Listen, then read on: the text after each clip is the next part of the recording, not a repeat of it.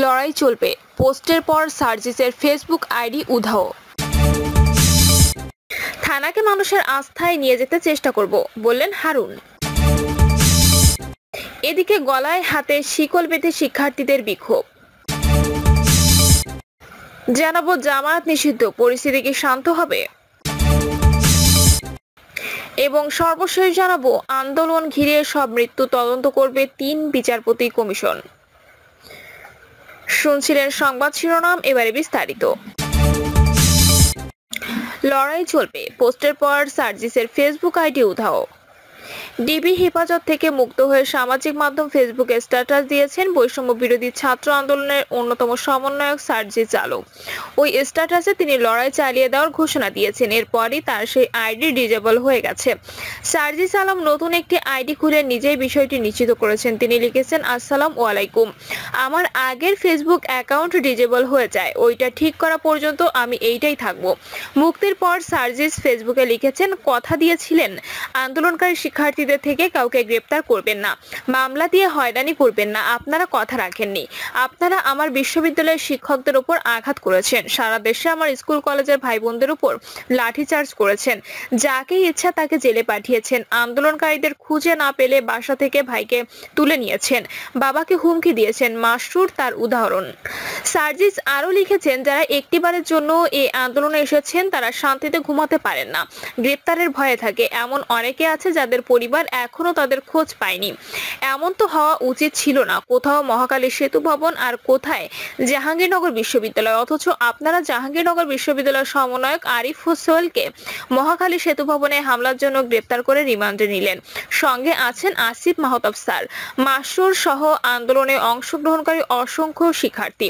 সার্জিসের স্ট্যাটাসে লেখা হয়েছে, রিকশা থেকে নামিয়ে প্রিজন ভ্যানে তুলছেন, বাসা থেকে তুলে মামলা দিয়ে কারাগারে পাঠিয়েছেন, আমার বোনদের রাস্তায় ফেলে পিটিয়েছেন। কি ভাবছেন এভাবেই সবকিছু শেষ হয়ে যাবে?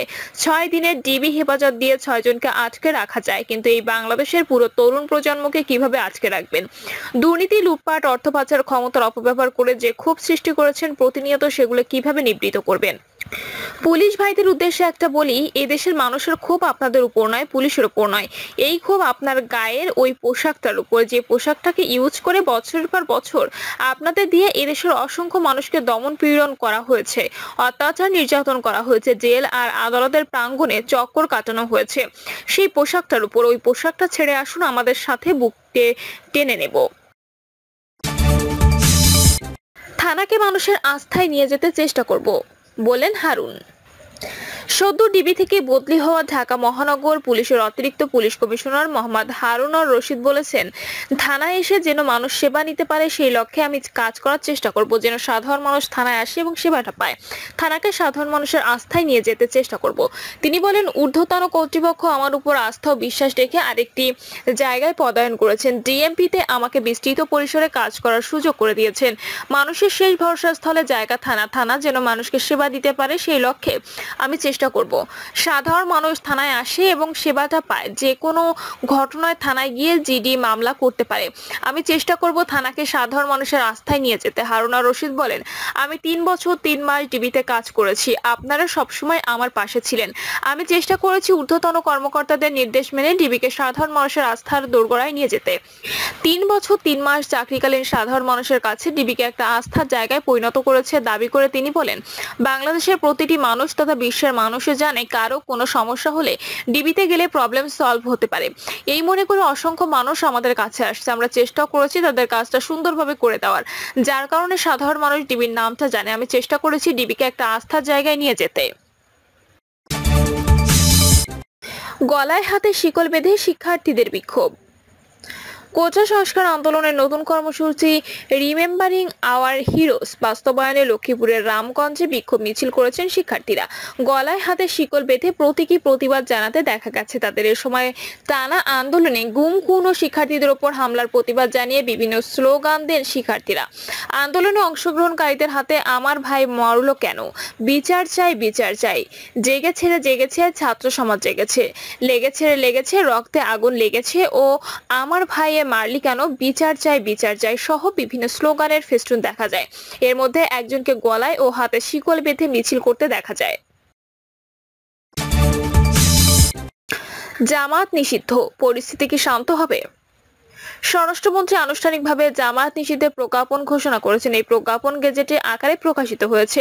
কোটা সংস্কার আন্দোলন নিয়ে যখন উত্তপ্ত পরিস্থিতি তৈরি হয়েছিল মধ্য জুলাইয়ে, তখন সরকারের পক্ষ থেকে দাবি করা হয়েছিল যে আন্দোলনের সহিংসতা উস্কে দিয়েছে জামায়াত শিবির।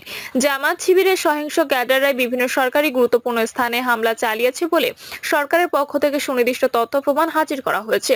সরকার এটিও দাবি করেছেন যে সমস্ত মানুষের প্রাণহানি ঘটেছে তার অধিকাংশ জামায়াত শিবিরের কাজ। লাশ নিয়ে রাজনীতি করা এবং সরকার হটানোর জন্য স্বাধীনতা বিরোধী অপশক্তিই কাজ করছে। এরপর 14 দলের সবাই সাম্প্রদায়িক যুদ্ধাপরাধী সন্ত্রাসী সংগঠন জামায়াত শিবিরকে নিষিদ্ধ করার সিদ্ধান্ত সর্বসম্মতভাবে গৃহীত হয়। এই সিদ্ধান্তে 48 ঘন্টার মধ্যে সরকার জামায়াতের রাজনীতি নিষিদ্ধ ঘোষণা করে প্রজ্ঞাপন জারি করলো। এমন প্রশ্ন উঠেছে যে জামায়াতের রাজনীতি নিষিদ্ধ করার ফলে কি পরিস্থিতি শান্ত হবে, নাকি জামায়াতের সহিংস তৎপরতা নতুন করে শুরু হবে? স্বরাষ্ট্রমন্ত্রী বলেছেন, জামায়াত নিষিদ্ধ করার প্রতিবাদে যদি কোনো নাশকতা সৃষ্টি করার চেষ্টা করে সেটি মোকাবিলার জন্য প্রস্তুত আছে। কিন্তু প্রশ্ন হলো যে জামায়াত কি বর্তমান পরিস্থিতির প্রধান প্রতিপক্ষ নাকি প্রধান প্রতিপক্ষ শিক্ষার্থীরা? কোটা সংস্কার আন্দোলন নিয়ে গত 16 জুলাই থেকে 21 জুলাই পর্যন্ত সারা দেশে যে নারকীয় তাণ্ডব এবং প্রাণহানি ঘটাচ্ছে তার প্রেক্ষিতে সরকার সেনাবাহিনী মোতায়েন করে কারফিউ জারি করে। সেনা মোতায়েনের পর পরিস্থিতি আস্তে আস্তে উন্নতি হচ্ছে, কিন্তু লক্ষণীয় ব্যাপার যে সেনাবাহিনী মোতায়েনের পর বিএনপি জামায়াতের আন্দোলন এবং নাশকতা কমলেও শিক্ষার্থীদের আন্দোলনের ধারা অব্যাহত রয়েছে। বরং তারা অভিনব নিত্য নতুন কর্মসূচি দিয়ে মাঠে রয়েছে। শুধু মাঠেই নেই, তারা সাধারণ নাগরিকদের সহানুভূতি আদায় করছে। বিশেষ করে শিক্ষক, সংস্কৃতি কর্মী, আইনজীবী সহ বিভিন্ন পেশাজীবীরা এখন শিক্ষার্থীদের পক্ষে অবস্থান নিতে শুরু করেছে। সারা দেশে তাণ্ডব, নাশকতা, মেট্রো রেলে হামলা, এলিভেটেড এক্সপ্রেসওয়েতে হামলা, সেতু ভবন পুড়িয়ে দেওয়া ইত্যাদি ঘটনায় যে সমস্ত মানুষরা শিক্ষার্থীদের আন্দোলনের ব্যাপারে নেতিবাচক অবস্থান গ্রহণ করেছিল তারাই এখন শিক্ষার্থীদের প্রতি সহানুভূতি দেখাচ্ছে। বিশেষ করে সামাজিক যোগাযোগ মাধ্যমে নানা রকম কন্টেন্ট এবং লেখালেখির কারণে সাধারণ মানুষের মধ্যে এক ধরনের নেতিবাচক প্রতিক্রিয়া তৈরি হচ্ছে। এর পাশাপাশি বিভিন্ন শিক্ষার্থী আটক, গ্রেপ্তার ইত্যাদি ঘটনার ফলেও এক ধরনের বিরূপ প্রতিক্রিয়া তৈরি হয়েছে। তাই স্বাধীনতা বিরোধী অপশক্তি জামায়াতের রাজনীতি নিষিদ্ধ করার প্রভাব এই চলমান সংকটের মধ্যে কতটুকু পড়বে তা নিয়ে অনেকে সংশয় প্রকাশ করেছেন। তবে রাজনৈতিক বিশ্লেষকরা বলছেন এটি সরকারের একটি কৌশলগত সিদ্ধান্ত। এর ফলে জামায়াতের বিরুদ্ধে কঠোর অবস্থান গ্রহণ করতে সরকারের একটি আইনি ম্যান্ডেট তৈরি হলো। সরকার জামায়াতের ব্যাপারে আরো কঠোর অবস্থান গ্রহণ করতে পারবে। সরকার মনে করছে শিক্ষার্থীদের আন্দোলন গুরুত্বপূর্ণ বিষয় নয়, বিষয় হলো সন্ত্রাস এবং সহিংসতা। শিক্ষার্থীরা এটা করবে না। কাজে জামায়াতের রাজনীতি নিষিদ্ধ করার মাধ্যমে সরকার সন্ত্রাস এবং সহিংসতা বন্ধ করার উদ্যোগ নিল। এটি সরকারের একটি কৌশলগত পদক্ষেপ। এর ফলাফল কি হবে সেটি আগামী কয়েকদিনের মধ্যে বোঝা যাবে। কোটা আন্দোলন ঘিরে সব মৃত্যু তদন্ত করবে 3 বিচারপতি কমিশন। কোটা সংস্কার আন্দোলন ঘিরে 16 জুলাই থেকে 21 জুলাই পর্যন্ত দেশে বিভিন্ন স্থানে সংঘটিত ঘটনায় মৃত্যু, সহিংসতা, নাশকতা, অগ্নিসংযোগ, লুটপাট, সন্ত্রাসী কর্মকাণ্ড ও ক্ষয়ক্ষতির ঘটনা তদন্তে হাইকোর্ট বিভাগে 3 বিচারপতি সমন্বয় তদন্ত কমিশন গঠন করেছে সরকার। এ সংক্রান্ত প্রজ্ঞাপন জারি করেছে মন্ত্রিপরিষদ বিভাগ। হাইকোর্ট বিভাগের বিচারপতি খন্দকার দিলিরুজ্জামানকে সভাপতি করে গঠিত তদন্ত কমিশনের অপর 2 সদস্য হলেন হাইকোর্ট বিভাগের বিচারপতি KM জায়েদ সারোয়ার ও বিচারপতি মোহাম্মদ শওকত আলী চৌধুরী। কমিশন তদন্ত কাজ শেষ করে আগামী 45 কার্যদিবসের মধ্যে সরকারের কাছে তদন্ত প্রতিবেদন দাখিল করবে বলে প্রজ্ঞাপনে উল্লেখ করা হয়েছে। একই সঙ্গে আগের প্রজ্ঞাপন রহিত করেছে সরকার।